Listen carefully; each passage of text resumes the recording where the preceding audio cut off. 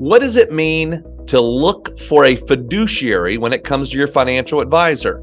In this episode, we're going to break down exactly what a fiduciary is, why you would want to choose one, and how it can benefit you throughout your retirement. By the end of this video, you're going to get some very good steps so that you can make sure that you have a secure, safe retirement. To learn more about how to secure your retirement and all the different elements you need to know, please subscribe to our channel and hit the bell so you'll be notified when we release episodes every Monday. We have helped hundreds of our clients gain clarity and get on the path to a great retirement.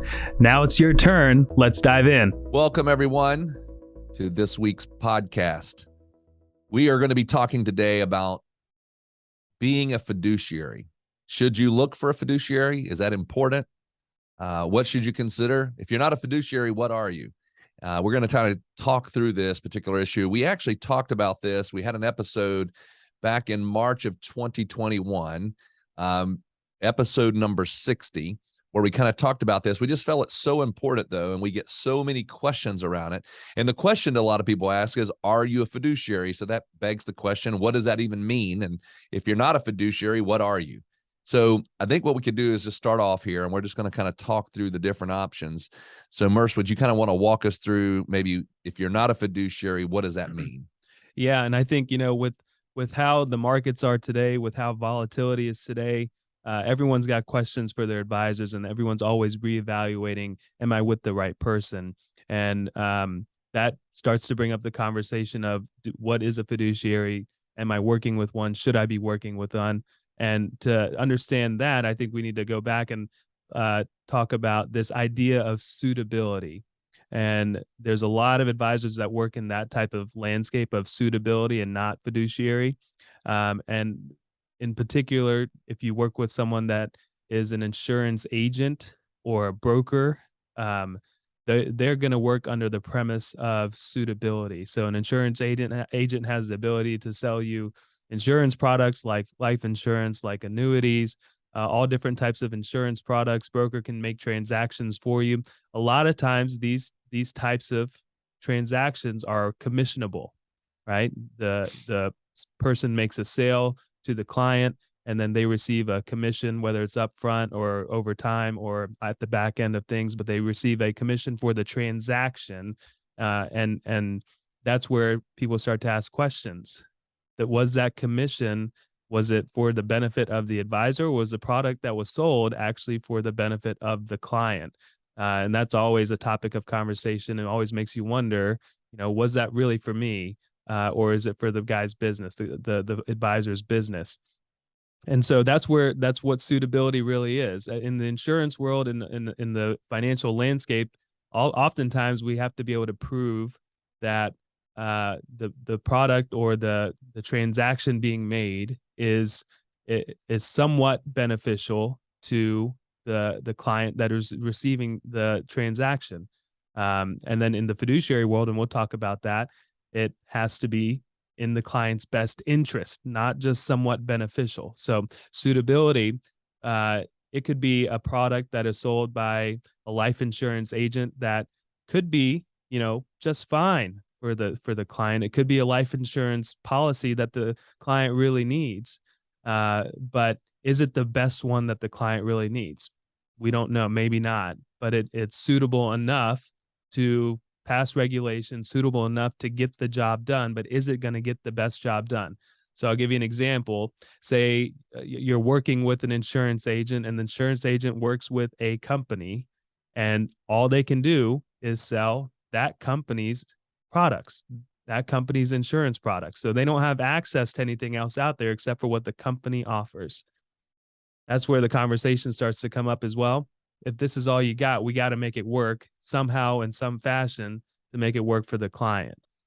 So there's a limited access when you work with an agent or a broker that is affiliated with a direct company, and they can only sell that company's products. But if it's suitable enough, then that's where that term suitability comes in. Does it get the job done good enough? Versus, is this in the best interest of our client? And that's where we go into fiduciary. Fiduciary, you'll see the headlines, you'll see articles all the time. What is a fiduciary? Should you be working with one? And most people will say, yes, you should be working with one. and it all comes down to the best interests of the client. So Radon, you want to get us started on that? Yeah. So basically, if you say, are you a fiduciary? That's important to note. I remember I have an advisor that I heard that he said, I always treat my clients as a fiduciary, but he was not a fiduciary. So that's not a bad thing for him to say. He says, I treat them as a fiduciary. He just was not bound to the fiduciary standard. There are certain licenses and certifications that bind an advisor to becoming a fiduciary. One of those certifications is a certified financial planner. As a certified financial planner, you have to vow that you will be a fiduciary to your client. Even more than that, though, is licensing. And in the world of licensing, if you're licensed as a registered investment advisor, you are bound by law through that license to treat your clients as a fiduciary. So you have to act as a fiduciary. Well, what does it mean? Well, let me just kind of give you a little bit of a thought process around this, and then we'll kind of do a little back and forth on how we do this. So a fiduciary says, whenever we provide advice to you regarding your retirement account, your individual account, doesn't matter, that we are fiduciaries, and this is what that means. One, we meet a professional standard of care when making investment recommendations. Means we give you prudent advice. Now, how do we do that? We're going to talk a little bit about that in a moment. We never put our financial interest, our interest, ahead of the client's interest when we make recommendations. We avoid misleading statements about conflicts of interest, fees, and investments. And then we follow policies and procedures designed to ensure that we give advice that is in your best interest. And then we charge no more than is reasonable for our services. That's how we have to act. Now, you might think, well, then what's the difference between that and suitability? Well, let's just think that through for a second. Let's go back to what Merce talked about in this idea of I've got a person who needs a product. It's something that would fit their situation. Let's say they need something that's going to provide lifetime income. That would be an insurance-based product. Well, as a fiduciary, our goal then is to say, okay, we got a client who needs this. Now we go out and we basically look at all the options and we say which one is the best for the client, regardless of what that is going to pay, how it's going to pay, any of those terms. We just go out and have to do the research and find it. And then we bring it back and we're basically walking the client through usually 2 to 5 different options. So they go, this is the 2 to 5 that are the best. Let's talk through how these products work and then which one actually fits you the best. So I'm not bringing to them, here's a solution. It's like, here are multiple of solutions. Let's walk it through to talk about the pros and cons, because we say everything has a pro and con. Well, the other side of this is on the managed money side. So let's go now to investments. A broker could say, I'm going to sell you a mutual fund. And in that mutual fund, again, it could pay a commission or a fee to the advisor. In our world, we get no commissions on any of those things.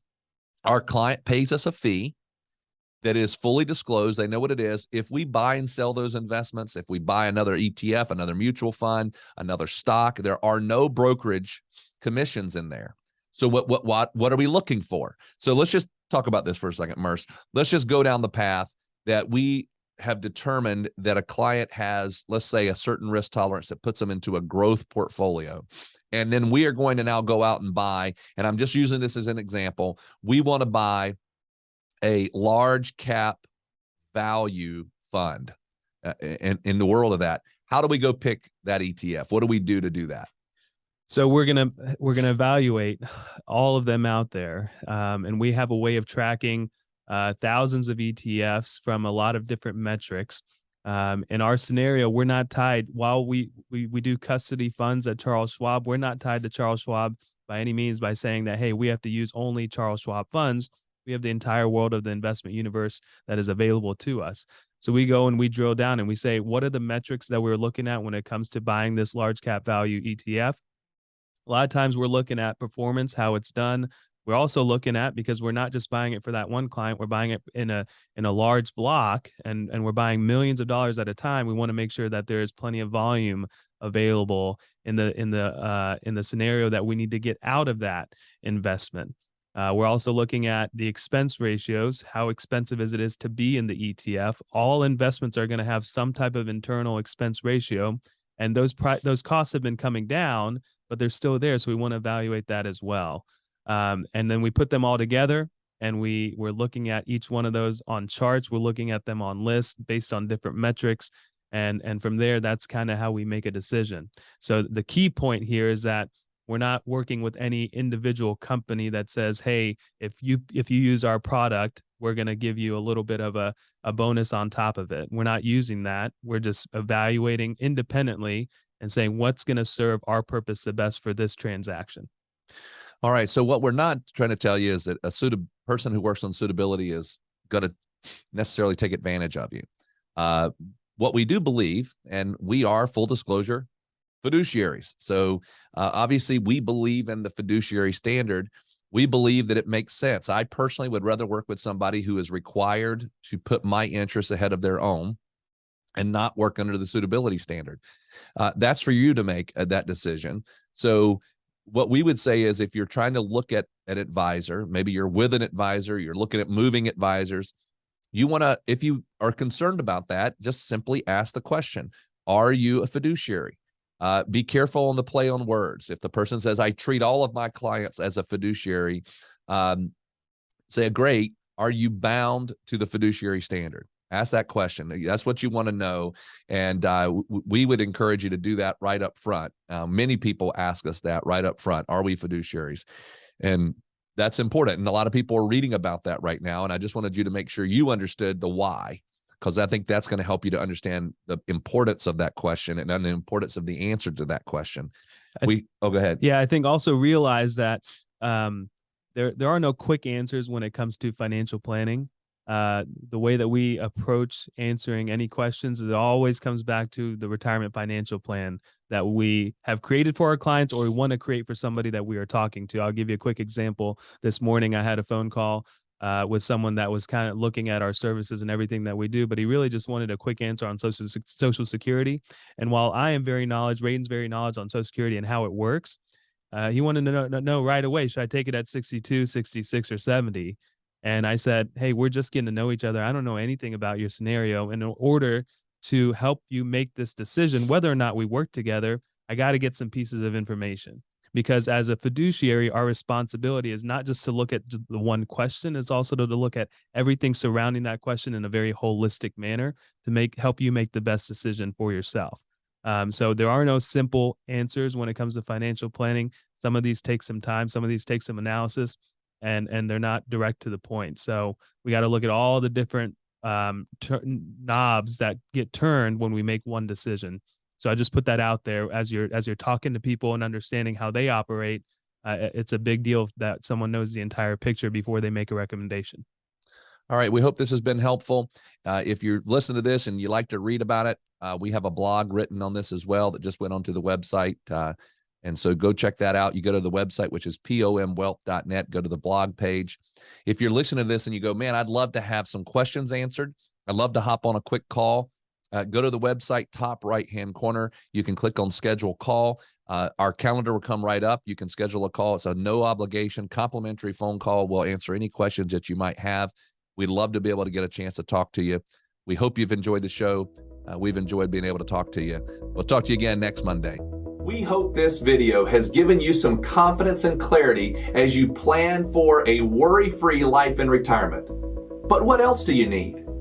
We have created a complimentary video course called 3 Keys to Secure Your Retirement. This video walks you through step by step what you need to do to get ready for retirement. You can also check out our podcast called Secure Your Retirement. You can subscribe below. For more retirement tips, check out these videos. Also, if you find them valuable, please subscribe to our YouTube channel and give us a like.